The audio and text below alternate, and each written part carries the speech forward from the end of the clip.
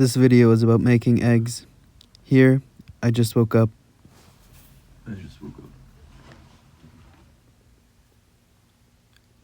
I change my underwear daily, sometimes every 2 days.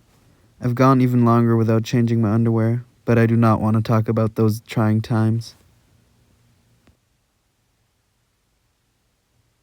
Similarly, I try to make my bed every day. I forget about 6 times a week.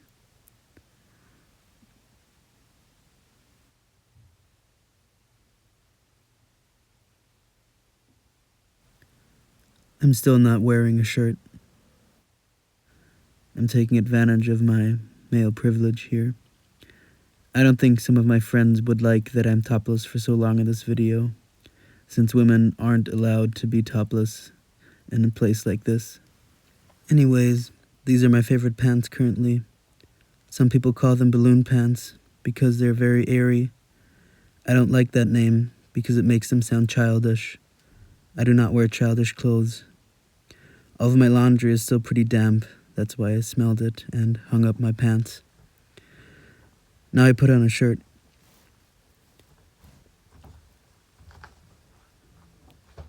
It's a little tight around the neck.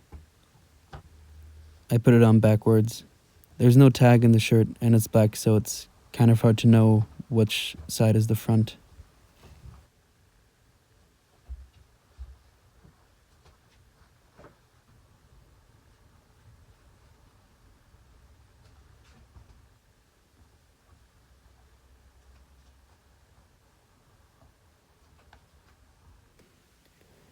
This is my new sexy underwear. There isn't a lot of underwear I find sexy for men, but I like these. I thought I wouldn't like the material they're made of, but it's actually really nice, and they fit very well. Here's some ASMR of me brushing my teeth.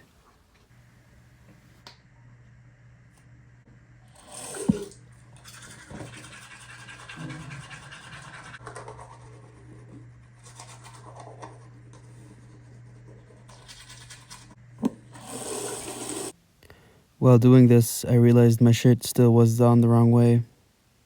Like I said, it's very hard to tell.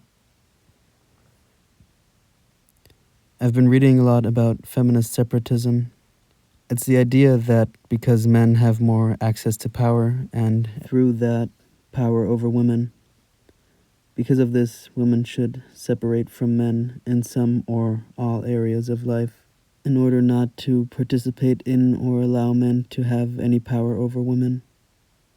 I think this is a valid strategy to fight the patriarchy, but I haven't formed any more cohesive thoughts on it. I can't read Korean, but I've been here often enough to know that I'm ordering a vanilla latte. It's pretty sweet, but very good. I ordered a normal latte the other day, which tasted bland. I might have indulged in sugar so much that everything else tastes boring. This is where the egg part of the video starts. Eggs are one of the foods that create the most animal suffering. If you want to avoid that, you should stop eating eggs or other small animals, well, mainly chickens. Because there are so many of them, the suffering adds up. I add salt here because it doesn't make a difference if you add salt earlier or later, and Kenji Lopez Alt said it's better to salt them before.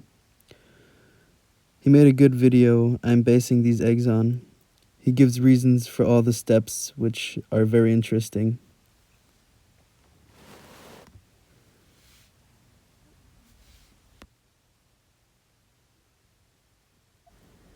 I'm also frying, or sauteing if you want to be fancy, some shiitake mushrooms because I really like their taste. This one looked kind of moldy. I smelled it and cut into it. I didn't see any discoloration or weird things, so I decided to use it.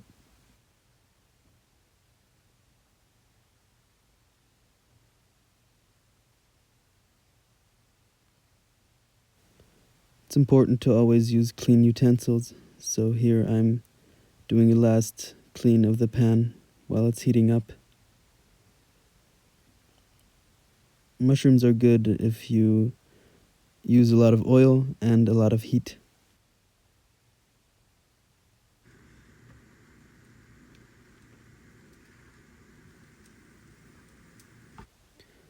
I suggest not crowding the pan too much and resisting the urge to move the mushrooms around a bunch while they're cooking, which will prevent them from browning. Just leave them in the pan and then flip them once they've browned a little bit.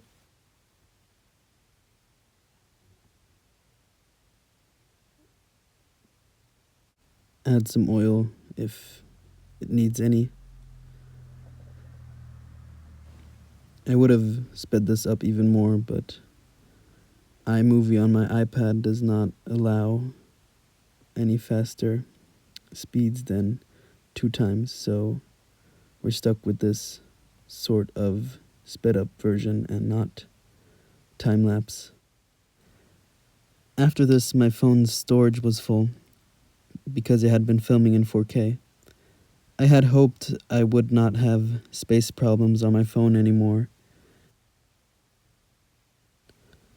I wiped the pan clean and added some water in the pan because Kenji told me to. I put the pan on medium-high heat, and when the water is boiling, I swish it around a little and remove it. Then you should steal some of your landlord's butter and add it to the pan. I don't just want to redo Kenji's video here. The main thing is that on the plate, the scrambled eggs will be a bit more cooked than in the pan. So if you like your eggs not too tough and a little more creamy, you should take them out a bit earlier. If you don't like any sort of uncooked or gooey eggs, this whole thing doesn't really matter, and you should just do whatever, and it usually ends up fine.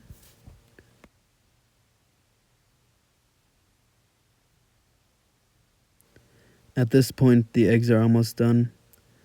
I swish them around a little more to spread them and cook them maybe a little more evenly, but now they're kind of still a little gooey and ready to go.